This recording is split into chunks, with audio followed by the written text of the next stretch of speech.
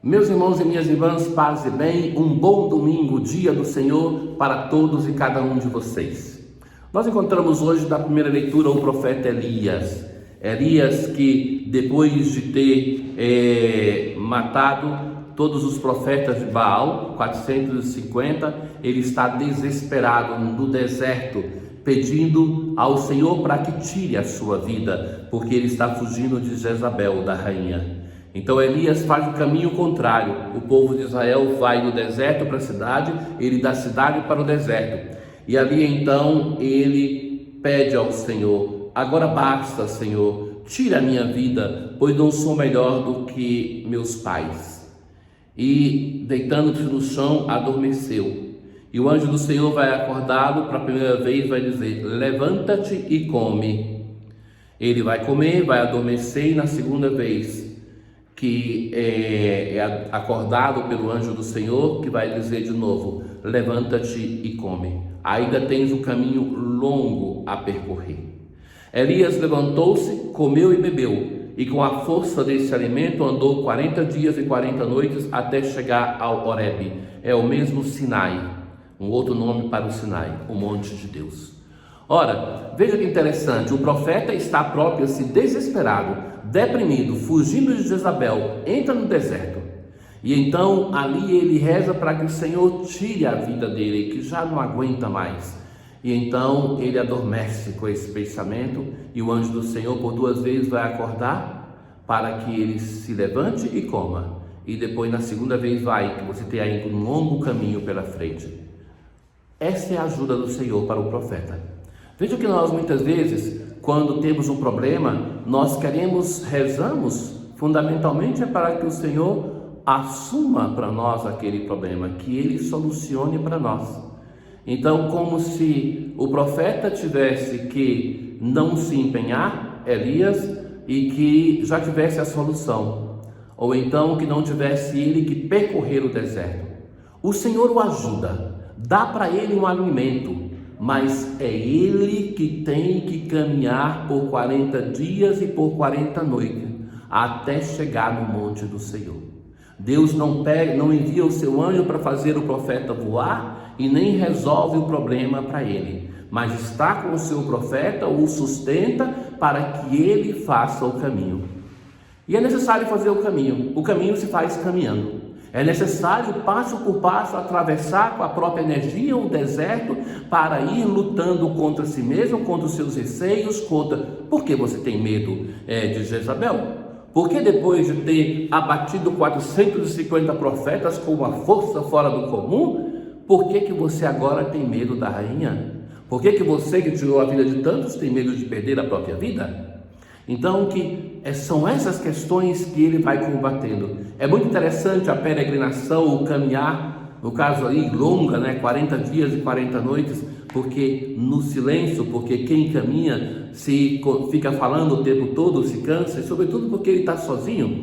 Então ele vai ter que lutar consigo mesmo, com os seus medos, com as suas inseguranças, com a sua história. Por que fez isso? Porque não deixou de fazer? Como é a sua situação? Então tudo isso vem seguramente no coração do profeta e tem a chance de ser transformado.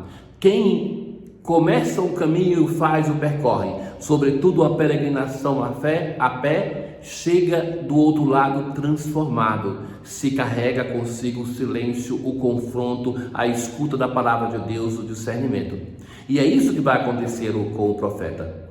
Mas esse texto de hoje, ele é colocado porque nós continuaremos a escutar o texto do Evangelho de João, depois do milagre do pão, e aqui nós temos um episódio de novo que envolve o pão.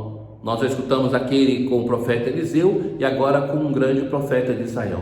Também este profeta necessitou do Senhor para seguir o seu caminho. Eliseu deu o pão para os outros e agora este profeta, ele recebe de Deus o pão para continuar o seu caminho e a sua missão. Sem esse alimento corporal, ele não chegaria do outro lado, ele não chegaria ao Horebe, ele não faria o seu caminho de fé, o seu caminho de profecia. Deus vai ao encontro do seu profeta como no Evangelho Deus vai ao encontro do seu povo com fome. Hoje no Evangelho, nós continuamos a escutar o capítulo 6.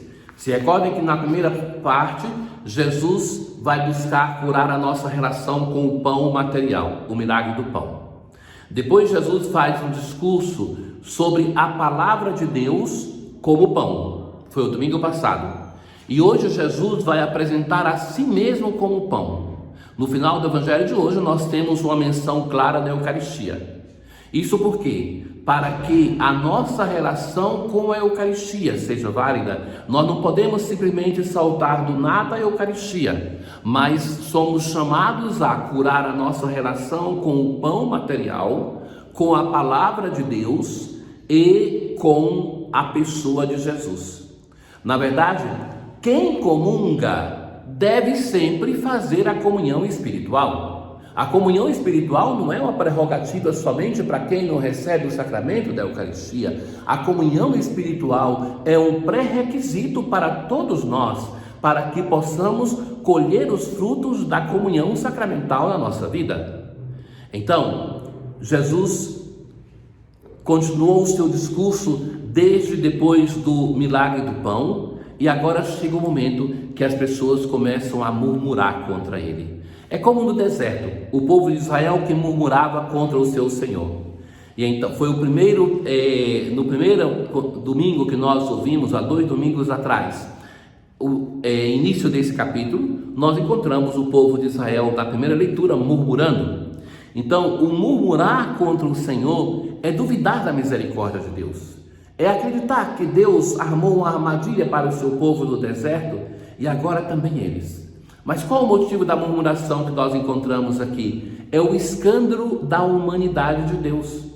Para eles, não era possível acreditar que o Filho de Deus fosse o filho de José, que conhecemos a sua mãe e que, como então pode dizer que desceu do céu? Ou seja, se nós conhecemos este que estava aqui conosco, como é possível que nós podemos agora dizer que ele é o Filho de Deus? Então, hoje o texto nos chama a colocar Jesus no centro da nossa relação para com Deus. E Jesus vai dizer assim: não murmureis entre vós. Ninguém pode vir a mim se o Pai que me enviou não o atrai.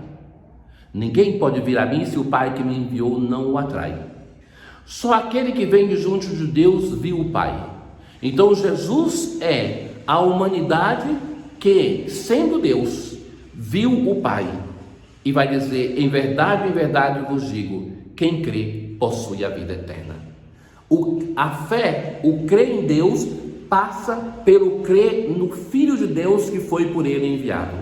Esta é para nós a diferença cristã. A pessoa de Jesus é para nós a diferença que faz com que nós creiamos a partir de um Deus que se fez homem.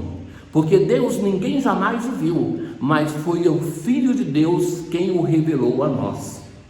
Jesus vai dizer então agora claramente: eu sou o pão da vida. Os vossos pais comeram o pão no deserto e tiveram fome. Eles morreram. Mas quem dele come nunca morrerá. Eu sou o pão vivo descido do céu. Quem comer deste pão viverá eternamente.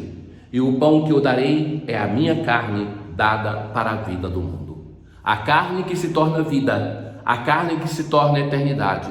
Aquele que come deste pão faz a experiência de vida, faz a experiência de eternidade já aqui nesta terra. Caríssimos, se nós estivermos atentos a essas dimensões que são evidenciadas no discurso de Jesus a respeito da Eucaristia, a Eucaristia se torna vida na nossa vida, muda o sentido da nossa existência, nos dá vida aqui já e uma vida que é experiência de eternidade.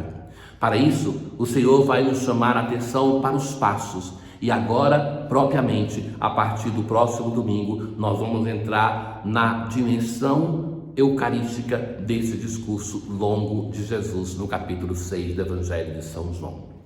Tenham todos um bom dia, um bom domingo. O Senhor esteja convosco, Ele está no meio de nós. Abençoe-vos Deus Todo-Poderoso, o Pai, o Filho e o Espírito Santo. Paz.